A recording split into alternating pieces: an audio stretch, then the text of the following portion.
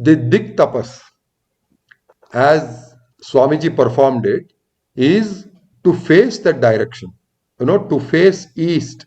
And until you attain Siddhi of that direction, you have to keep facing east. And every day you sit facing east and do the tapas. Okay.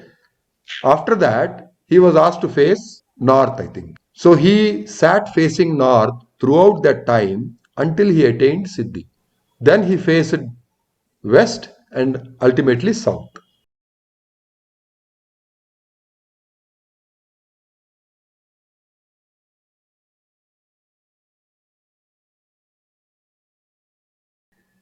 So this is what Swamiji himself explained to us.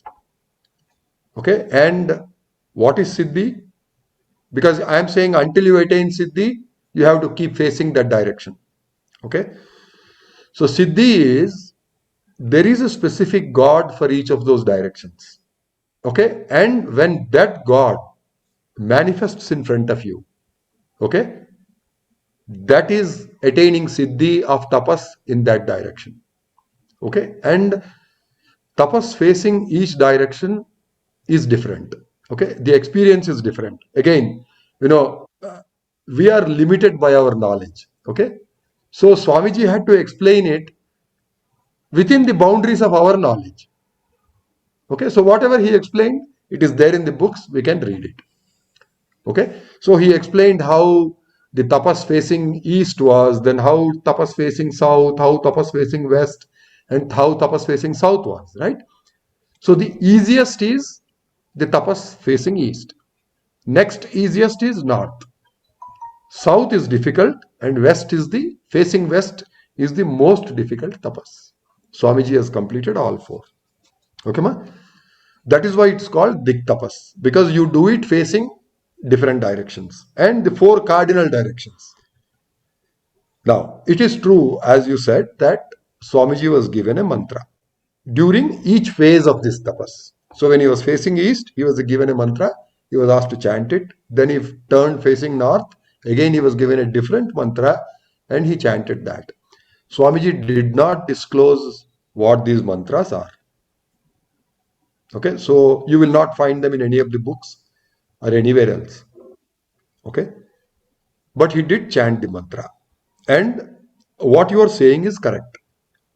Okay, that you are saying that how can a person be doing tapas and also chanting mantra at the same time? That is not possible, because you are explaining that chanting is a function of the mind. You need to be conscious and aware to be chanting a mantra. Okay, either orally, verbally, I mean, you actually say Om Namah Shivaya, Om Namah Shivaya.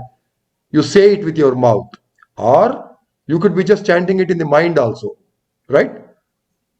You are not saying it out, but inside, internally, the chanting goes on. Okay. Now, the reason I say it is there are some devotees of Swamiji who told me that sometimes they get a mantra in the meditation, in dhyan. Okay. And they have to consciously chant it sometimes. Okay. Then after that, what happens is it keeps going on involuntarily in the mind, irrespective of what you are doing. Okay, you could be cooking, you could be washing your clothes, you could be taking a bath, but the chanting goes on inside the mind. This happens when you are doing the sadhana. Okay, you get a mantra in the dhyana because Swamiji doesn't give a mantra, but you get a mantra in the dhyan. So Swamiji may come and give it to you when you are doing the dhyan, in the dhyan itself, and you will be told to chant it. Now, you chant it consciously, voluntarily, and after a while, it becomes involuntary. You keep chanting it without your knowledge, in the mind. When you close your eyes and sit for meditation, also you may chant. But even when you have your eyes open, you are doing some other activity, you may still be chanting mentally. Okay? But again, what you are saying now is correct, that if a person is in samadhi, then he won't be able to chant it either verbally or mentally. He won't be able to chant because Even for mental chanting, mind's activity is required.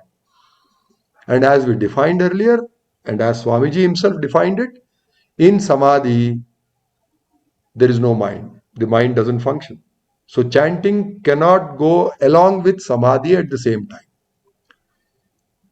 So you are correct. Either you are in samadhi or you are chanting. You cannot be doing both.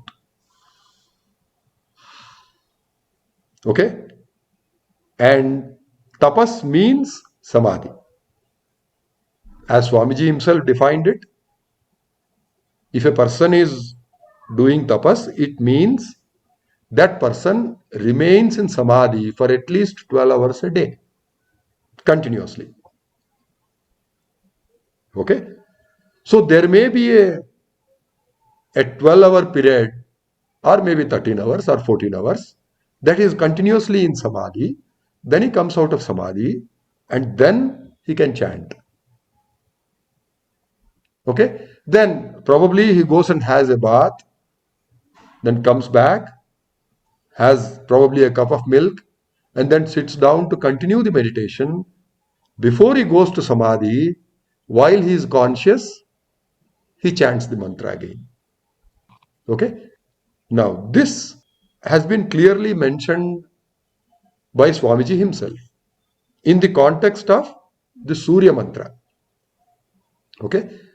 We all discussed earlier that Tapasviji Maharaj came to Satyaraju, and Satyaraju asked him for the Surya mantra, and Tapasviji Maharaj gave him the mantra. But then we know from that story that Satyaraju knew the mantra even before Tapasviji Maharaj could initiate him into the mantra. Okay? Then Jangamadevara again appears to Satyaraju and asks him to chant the Surya mantra for 2 hours every day, because he had a desire to go to the sun. Okay, then finally he is taken to the sun in the astral form. But it is from that story that we know that Satyaraju has been asked to do the mantra for 2 hours every day and spend the rest of the time in samadhi, that is in tapas.